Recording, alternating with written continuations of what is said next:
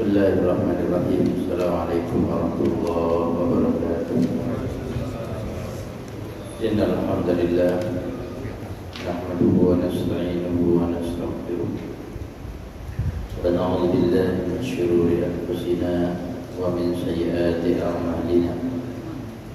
May yahdihillahu fala mudilla lahu wa may yudlil fala hadiya lahu. Asyhadu an la ilaha illallah wahdahu la syarika lahu wa asyhadu anna Muhammadan abduhu wa rasuluhu alladzi la nabiyya ba'dahu. Qala Allah ta'ala ya ayyuhalladzina amanu ittaqullaha haqqa tuqatih wa la tamutunna illa wa antum muslimun. Sadaqallah. Hadirin, selalulah kita bersyukur kepada Allah dengan mengucap alhamdulillah atas segala nikmat yang Allah anugerahkan kepada kita, termasuk kesempatan kita bisa melaksanakan salat maghrib berjamaah saat ini. Ini tidak lepas daripada nikmat Allah, ya, nikmat Allah yang Allah karuniakan kepada kita dalam bentuk satu, kesehatan, kedua, iman, dan yang ketiga, kesempatan.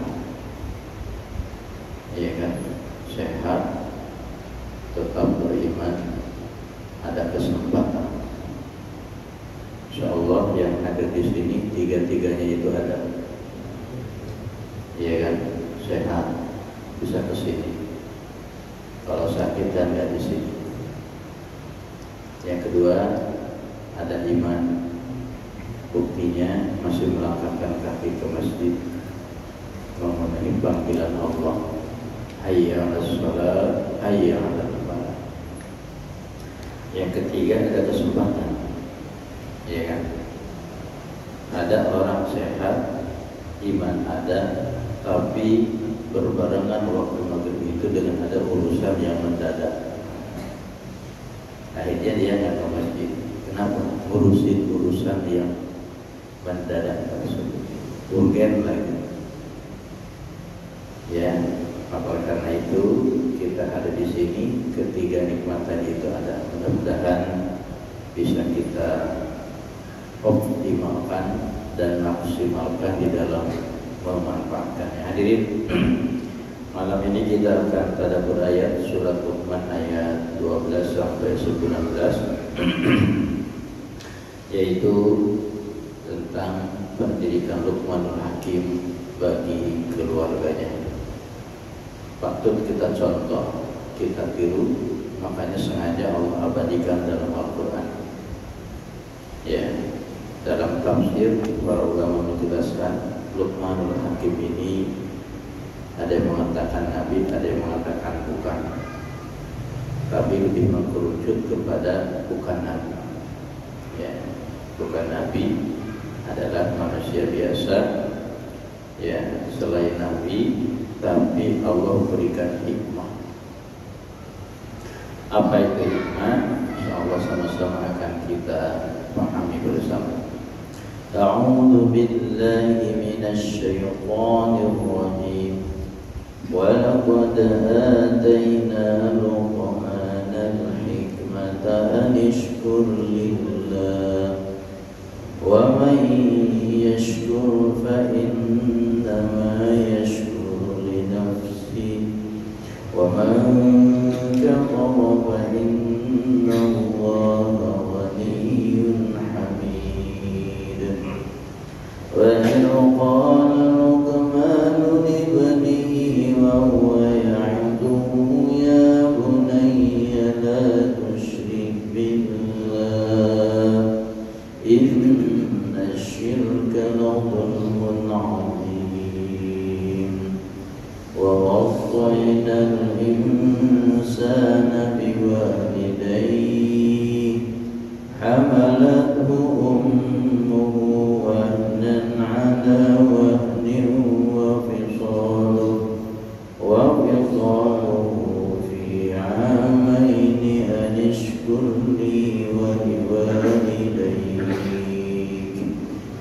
إلي المصير وإن جاهداك على أن تشرك بي ما ليس لك به علم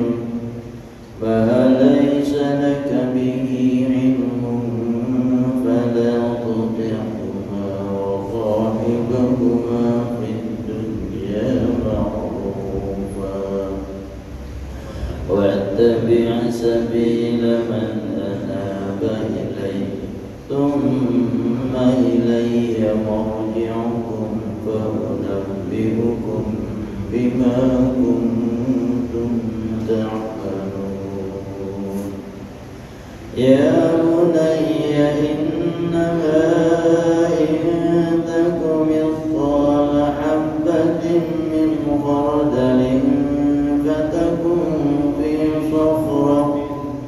فتكن في صخرة أو في السماوات أو في الأرض يأت بها الله إن الله لطيف خبير يا بني أقم الصلاة وأمر بالمعروف وانه عن المنكر واصبر على ما أصابك إن ذلك من عزم الأمور ولا تصعر خدك للناس ولا تمش في الأرض مرحا إن الله لا يحب كل مختال فخور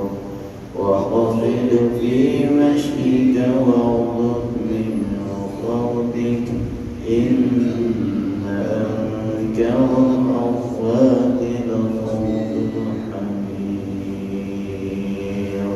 Sadaq Allah.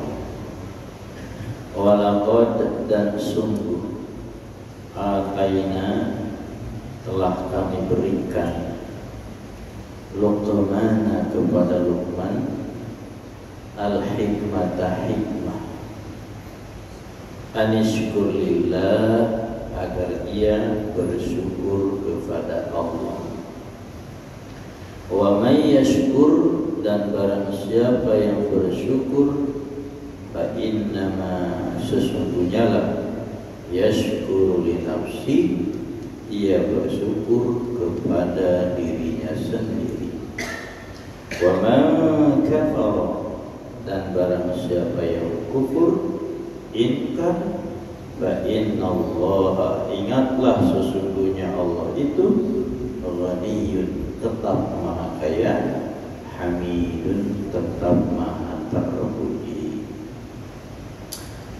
Sekali lagi biar hafal, biar paham. Walaqad dan sungguh ataina telah kami berikan Luqmana kepada Luqman al-hikmata hikmah anishkur lillah agar ia bersyukur kepada Allah wa may yashkur barang siapa yang bersyukur fa innama sesungguhnya lah yashkuru li nafsi ia bersyukur kepada dirinya sendiri wa man kafara dan barang siapa yang kufur fa innallaha maka sesungguhnya Allah itu ghaniyun tetap maha kaya hamidun tetap maha terpuji. Hadirin yang dirahmati Allah Subhanahu wa taala, apa itu hikmah? Karena inti daripada ayat ini adalah ada dua. Satu, urusan hikmah atau masalah hikmah. Kedua, masalah syukur. Apa itu hikmah? Ibnu Katsir dalam tafsirnya menjelaskan al-hikmatu, hikmah itu ialah al-fahmu fil Islam wal ilmu wat ta'bir.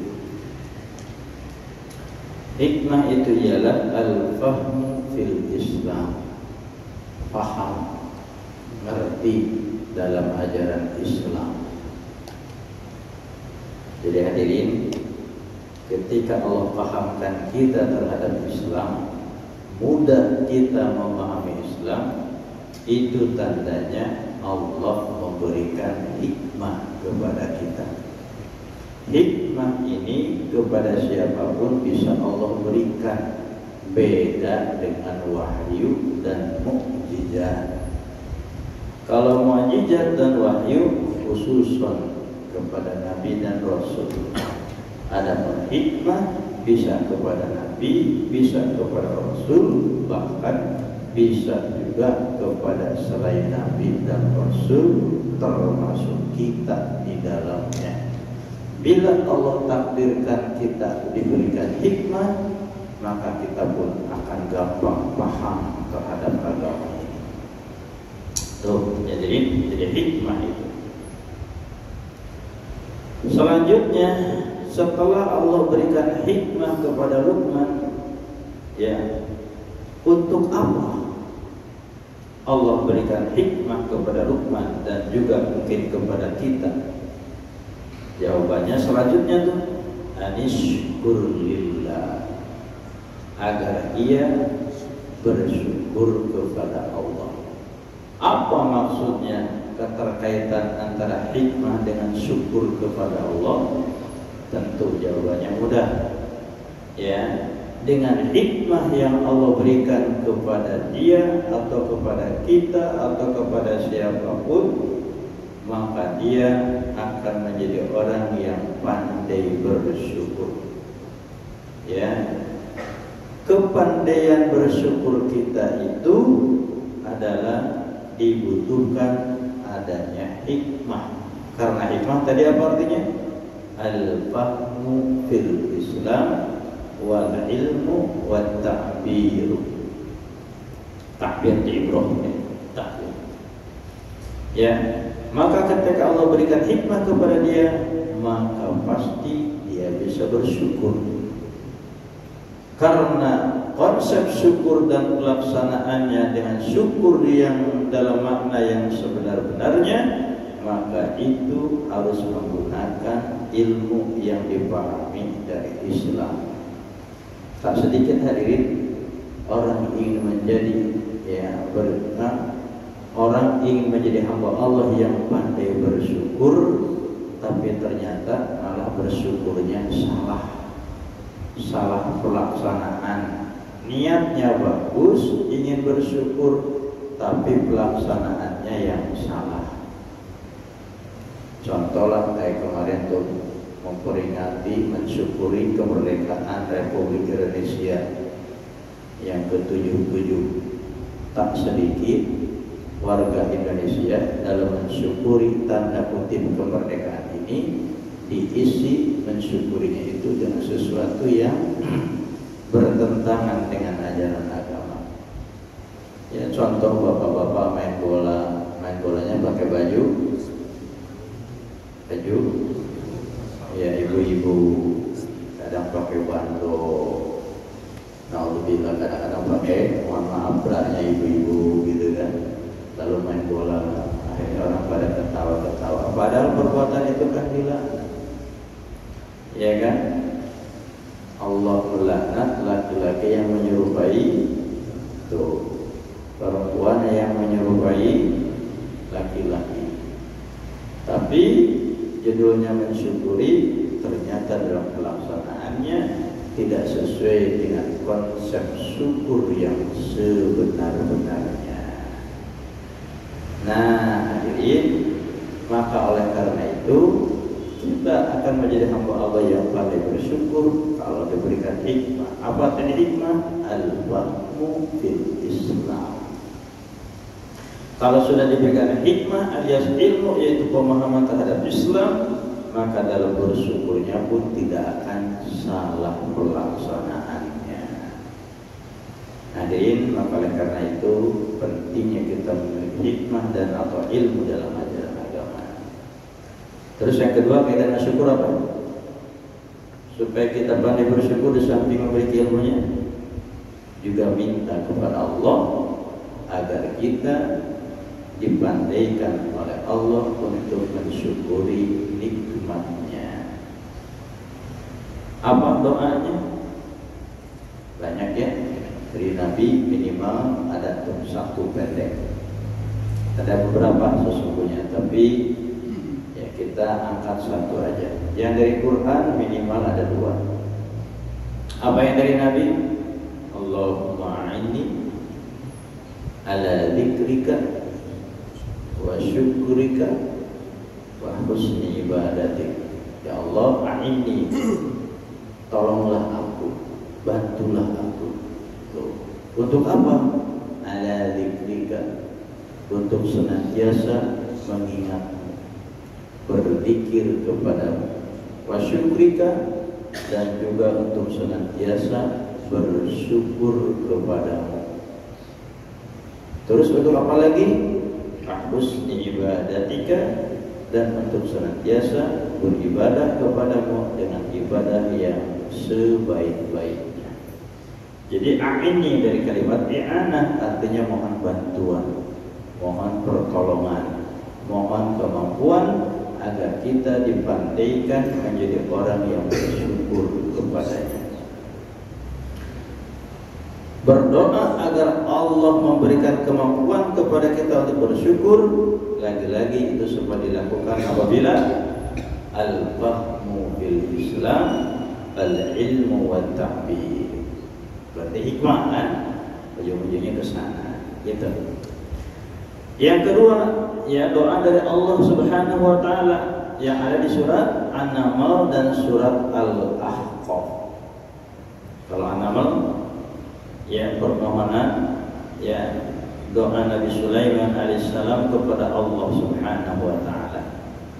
Apa doanya? Rabbi auzi'ni an ashkura ni'mataka allati an'amta 'alayya wa 'ala walidayya wa an a'mala shalihan tardahu wa adkhilni bi rahmatika fi ibadika shalihin. Rabbi ya Rabb auzi'ni, berikanlah aku kekuatan an ashkura, untuk mensyukuri itu. Ya. Jadi supaya kita diberikan kemampuan, ya, kepandaian dalam mensyukuri nikmatnya.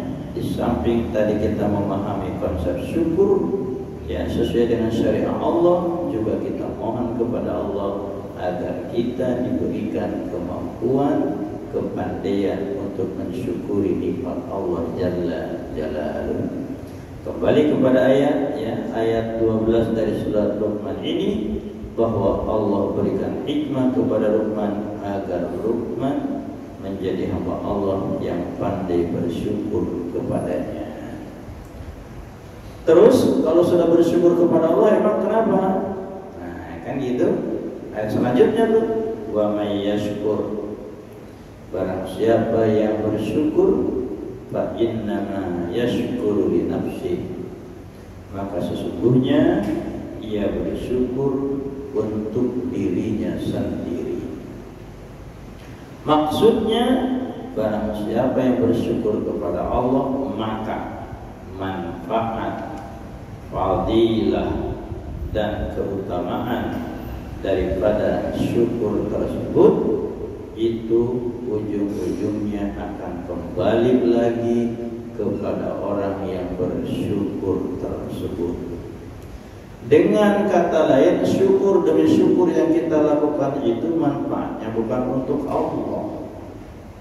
Allah itu tidak butuh sumbangsi peran serta dari manusia. Karena bagi Allah mah kita mau bersyukur atau mau kufur. Ayat selanjutnya tuh, fa innallaha ghaniyyun hamid, karena sesungguhnya Allah itu tetap maha kaya dan maha terpuji. Jadi syukur dan syukur yang kita lakukan itu ternyata manfaatnya kembali kepada mereka yang bersyukur tersebut kepada Allah. Allah tidak butuh syukur kita, tidak butuh ibadah kita, tidak butuh penghambaan kita. Lalu kenapa kalau gitu Allah memerintahkan mewajibkan ibadah, bersyukur dan seterusnya?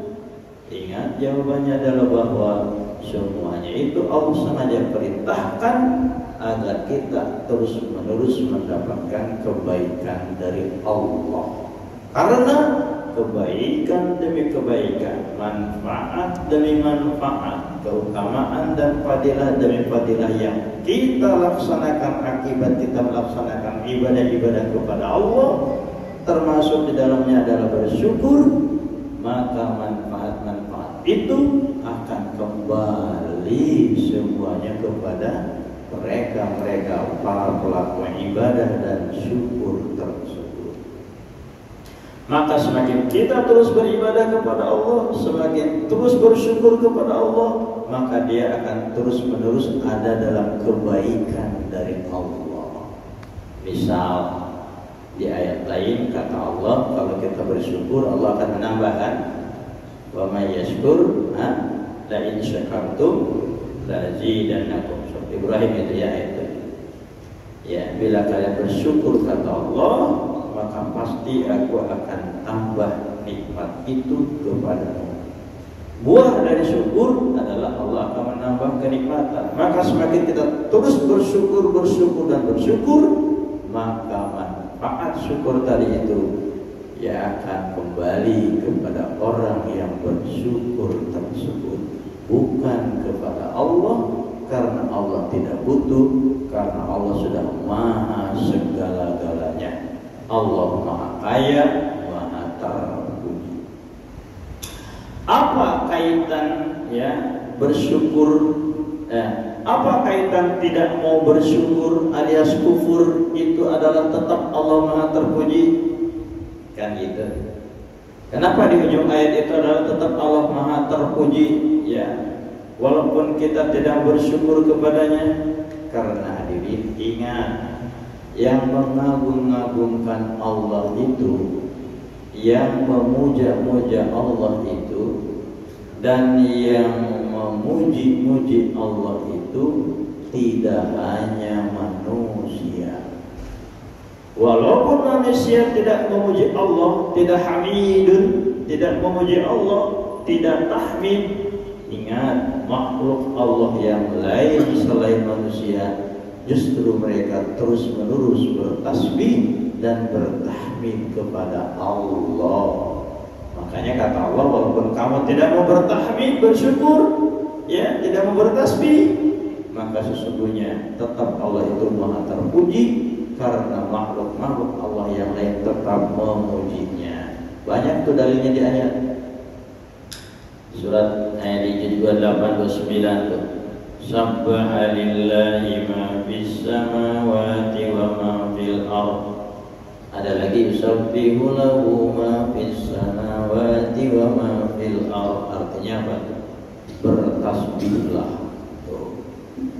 Sungguh telah mensucikanlah apa yang ada di langit dan apa yang ada di bumi. Jadi hadirin, ya jangan disangka bahwa kalau yang bertasbih itu, yang bertahmid itu dan seterusnya itu hanya manusia. Benda-benda ciptaan Allah lain yang menurut kita tidak disangka dia memuji Allah, taat kepada Allah, mengabdi kepada Allah, justru sesungguhnya mereka ketaatannya tidak pernah ya meleset, tidak pernah seperti manusia. Kalau manusia kan kadang semangat, kadang tidak, bahkan ada yang tidak sama sekali, ada yang ada memujinya. Tapi kalau mau Allah yang lain, taat kepada Allah Subhanahu wa taala. Cuman masalahnya kita tidak paham saja. Kalau mereka itu bertasbih kepada Allah, muji Allah, mengagungkan Allah Subhanahu wa taala. Yang tahu, yang paham, yang mendengar bahasa hewan saja kan di dunia ini cuma siapa? Cuma satu kan, siapa? Nabi Sulaiman alaihissalam. Ya kan? Allah takdirkan beliau ini ngerti bahasa hewan. Ya kan? Di surat An-Naml itu diceritakan. Ya. Nabi Sulaiman itu mendengar bahasa semut. Udah gitu tidak hanya dengar, paham juga. Makanya ketika Nabi Sulaiman alaihissalam dengan rombongannya lewat, ya, pimpinan dan kepala semut itu mengumumin kepada rakyatnya agar berlindung di lubang-lubang. Nabi Sulaiman dengar dan paham, dia tersenyum. Ini ada yang ngomong kata Sulaiman, semut itu ngomong, ya kan? La ya'timannakum Sulaiman wa junuduhu wa hum la yash'urun, kata pimpinan semut. Ya, segeralah kalian masuk ke lubang-lubang kalian, persembunyian kalian. Nanti Sulaiman dengan tentaranya akan lewat dan mereka akan menginjak-injak kalian. Dan Nabi Sulaiman serta rombongan itu tidak sadar kalau mereka sedang menginjak-injak kita, wahai para semut. Mendengar pengumuman itu, Nabi Sulaiman pun fatabassama dhahikan min qawliha, beliau tersenyum. Paham.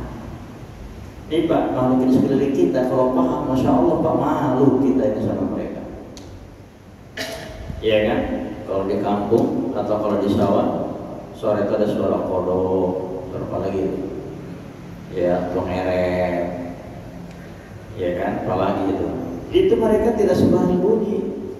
Burung tuh pagi berkicau. Cuman kita nggak ngerti aja. Iya kan? Kalau Allah bikin kita ngerti dan dengar, insya Allah kita akan malu. Nih pertanyaan anekdot nih. Mau nggak kita dikatakan Allah dengar suara semua makhluk? Mau nggak? Mendengar dan mengerti ya suara makhluk Allah, suara semua. Jangan mau Pak. Dan jangan minta sama Allah. Kenapa? Gak bakalan nyaman hidup kita. Gak bakalan nyaman, dijamin. Gak bisa tidur, gak bisa makan. Begitu mau tidur, suara tupila ramai. Semut di dapur ramai, namun gula. Coba kalau Allah takdirkan dengar, insya Allah nggak tidur. Dengan keterbatasan pendengaran kita, salah satunya tidak Allah takdirkan dengar suara-suara makhluk tadi, maka hidup kita menjadi nyaman, tidur pun lelap. Saking nyaman dan lelapnya sampai kadang-kadang subuh pun 12. Coba kalau perdengarkan suara kutu ramai, suara kuman, virus ramai, insya Allah nggak nyaman. Ya, dengan keterbatasan, belum suara yang di sini ini belum. Ramai mereka di sini. Coba kalau perdengarkan, insya Allah Bang, tidak akan nyaman. Ya, maka tidak sembarang orang dan tidak semua orang Allah takdirkan bisa mendengar, arti serta paham bahasa hewan. Ya, bahasa hewan ciptaan Allah itu. Jadi kembali hadirin yang dirahmati Allah Subhanahu wa taala, bersyukur itu kembali kepada diri kita masing-masing pelaku dan pelaksana syukur tersebut. Itu kurang lebih ya isi kandungan dari surah Luqman ayat 12 kaitan dengan hikmah dan syukur ya dalam ayat tersebut. Ayat yang selanjutnya, wa idh qala, dan ingatlah ketika berkata Luqman libnihi kepada anaknya, wahwa dan dia ya'iduhu memberikan nasihat. Ya bunayya, wahai anakku, la tusyrik billah, janganlah engkau menyekutukan Allah. Inna syirka, sesungguhnya menyekutukan Allah itu dzulmun adzim, sungguh kezaliman yang sangat besar. Ulang, wa'id qala, dan ingatlah ketika berkata, ketika menasehati, ketika memberikan pencerahan. Siapa? Luqman kepada siapa? Libnihi, kepada anaknya. Wa huwa ya'iduhu, dan dia memberikan nasihat pada saat itu. Apa isi nasihatnya? Ya bunayya, wahai anakku, la tusyrik billah, janganlah kau menyekutukan Allah. Inna syirka, sesungguhnya menyekutukan Allah itu dzulmun adzim, sungguh kezaliman yang sangat besar. Hadirin, dari ayat ini ada beberapa hikmah. Pertama, ya, adakanlah tausiah untuk keluarga kita sebagaimana Luqman mentausiahi keluarganya. Luqman itu siapa? Kepala keluarga. Maka kita juga sebagai kepala keluarga harus ada, Pak, nasihat-nasihat dari kita. Munculkan kepemimpinan kita di dalam keluarga. Salah satu tupoksi, tugas pokok dan fungsi pemimpin adalah memberikan nasihat, memberikan arahan, memberikan wejangan kepada yang kita pimpin. Jadi ayat ini menginspirasi kita bahwa kita pun sebagai kepala keluarga, ayah bagi anak-anak kita, sebagaimana Luqmanul Hakim ayah bagi anak-anaknya, maka kita pun ya harus memberikan nasihat kepada mereka. Bahkan di ayat-ayat Allah secara umum mengatakan, ya ayyuhalladzina amanu qu anfusakum wa ahlikum nar. Surat At-Tahrim ya. Allati waquduhan nas wal hijarah. Ayat beriman, jagalah dirimu dan keluargamu dari api neraka. Ya, itu satu. Apabila kita tidak sanggup langsung menasihati karena tidak pandai berbicara dan kurang paham, tentu lakukan cara yang kedua. Caranya bagaimana? Ya, bawa barang untuk mendengarkan tausiah, atau mendatangkan yang bisa mentausiahi keluarga ke rumah kita. Ya, pengajian keluarga. Atau cara yang berikutnya apa lagi? Menyetel, gitu kan, menayangkan ceramah-ceramah, kajian-kajian, tausiah-tausiah yang ada di YouTube. Sekarang mudah ya, cari sarana itu mudah, Pak. Tinggal klik segala macam. Tinggal satu modalnya apa? Handphone sama paketan. Iya kan? Paketan lebih mudah lagi sekarang. Gak usah beli tiap habis. Tinggal pasang aja wifi sekarang. Nah, yang itu satu wifi bisa sekeluarga, bahkan bisa sama tetangga-tetangga. Tapi hati-hati, ada wifi di rumah, kalau kita kurang kontrol keluarga dalam menggunakannya, itu muncul masalah besar. Karena bebas pakai, jam berapapun bisa terus dipantau. Hati-hati, Pak. Ya, seperti itu. Terus yang kedua apa intisarinya? Dalam menasihati, panggilan keluarga dengan panggilan yang penuh kasih sayang. Kalimat bunayya itu adalah panggilan yang penuh kasih sayang. Bunayya, anakku. Kalau bahasa biasa dalam bahasa Arab memanggil anak laki-laki itu ya walad, ya walad, gitu. Ya wahai anak laki-laki. Tapi kalau bunayya, masya Allah, itu panggilan yang penuh dengan kasih dan sayang. Ya, apalagi suka didekat, dirangkul, bunayya, anakku. Masya Allah. Jangan pernah memanggil anak kita dengan panggilan yang buruk. Bi'salismul fusuq ba'dal iman. Ya, wala talmiju anfusakum wala tanabazu bil alqab. Enggak boleh. Bandel kamu sini, bandel. Nah, itu enggak boleh. Ya, panggilan dengan yang penuh kasih sayang sekaligus doa. Konon, walau alam sahih apa tidak ada kabar selentingan, Syekh Sudes itu katanya dulunya itu kreatif. Syekh Sudes imam besar Masjidil Haram, yang waktu itu pernah ke Istiqlal. Jadi imam, ya ibunya itu kalau kesal sama Sudes kecil ini, yaitu kalimat ungkapan keselnya itu, calon imam Masjidil Haram, begitu kurang lebih bahasanya. Jadi imam masjid, bisa gitu ya kalau kita lagi marah. Masya Allah, berarti itu marahnya terkontrol. Qadarullah jadi kan sekarang. Karena itu saya belum betul apa tidak kisah yang seperti ini. Dan tak sedikit ya, dan ingat panggilan orang tua, sebutan orang tua itu adalah merupakan harapan dan doa bagi anak-anak kita. Makanya dalam hal ini Luqman memberikan inspirasi kepada kita bahwa kalau memanggil anak kita, panggilan dengan panggilan yang lembut, sopan dan penuh dengan kasih sayang. Bunayya, wahai anakku. Yang ketiga hikmahnya apa? Pendidikan yang pertama dan utama dari agama ini adalah pendidikan akidah. Ya, tanamkan akidah terlebih dahulu kepada mereka. Ya, sebagaimana para nabi pun Allah perintahkan dalam berdakwahnya, dalam membina jamaahnya, yang pertama kali disampaikan kepada jamaah itu adalah tentang akidah. Kalau kita buka ayat-ayat Al-Quran tentang kisah dakwahnya para nabi dan rasul, maka yang pertama kali mereka sampaikan adalah tentang akidah.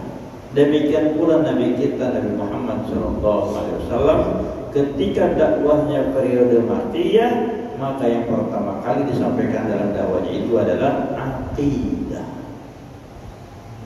Kan gitu? Nah, di sini perumpamaan begitu. Ya bunayya la tusyrik billah. Wahai anakku, janganlah kau menyekutukan Allah. Ya, lawan menyekutukan apa? Mentauhidkan. Ketika jangan menyekutukan, berarti perintah kebalikannya apa?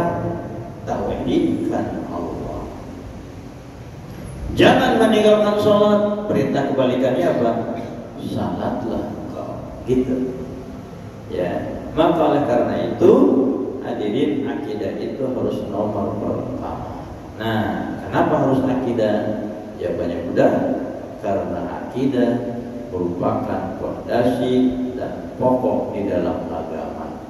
Kalau fondasinya sudah tertanam dengan kuat, ya tertancap dengan kokoh dan kuat, maka apapun yang dibangun di atas fondasi tersebut akan berdiri pula dengan kokoh dan kuat. Contohnya masjid ini kan, ini masjid kayak gini 2 tingkat. Ya, macam-macam kan nama fondasinya kan, ada cong, ceker, ayam, ada apa lagi tuh, macam-macam lah ya. Pak insinyur yang ngerti di bidang ini, dia sudah hitung bangunan berdua tingkat bagaimana fondasinya, ya kan? Itu 3 tingkat, terus 1 tingkat dan seterusnya, sudah ada itu perhitungan. Ya, sehingga kalau bangunan ini berdiri di atas fondasi yang kuat tadi, maka insya Allah bahkan zaman sekarang terutama di Jepang dikembangkan gedung-gedung tinggi pencakar langit yang anti gempa. Tuh, bukan anti gempa sebetulnya, antisipasi gitu kan, cara menangkal gempa. Ya kan, walaupun jangan merasa aman, tidak akan terjadi apa-apa, bagi Allah mah mudah untuk menghancurkan. Tapi usaha lahiriahnya kan harus ada. Ya, itu ada tuh fondasi yang bagaimana untuk menangkal gempa dan seterusnya. Jadi kembali hadirin, ya hikmah yang ketiga daripada ayat ini apa? Bahwa pendidikan yang pertama dan utama diberikan kepada keluarga kita adalah akidah. Maka carilah sekolah-sekolah yang di sana banyak menanamkan ajaran agama, ya terutama dalam masalah akidah. Termasuk sekolah SD yang anak bina, itu pelajaran akidah sudah ada dari kelas 1. Mulai dari hafal rukun iman, rukun Islam, iman kepada kitab Allah, malaikat dan seterusnya itu ditanamkan kepada mereka. Bukunya untuk kelas 1 ada, kelas 2 dan seterusnya. Ya, tanamkan akidah kepada mereka sejak dini. Hadirin, ya, tanggung. Tapi waktu Isya sudah tiba. InsyaAllah kita lanjutkan di Kamis yang akan datang tadabbur ayat ke-13 ini. Dan ayat 13 ini belum tamat, masih ada 2 inti sari lagi dari ayat yang ke-13. Mudah-mudahan bermanfaat bagi kita semua. Subhanakallahumma wa bihamdik, asyhadu an la ilaha illa anta, astaghfiruka wa atubu ilaik. Alhamdulillahirabbil alamin. Assalamualaikum warahmatullahi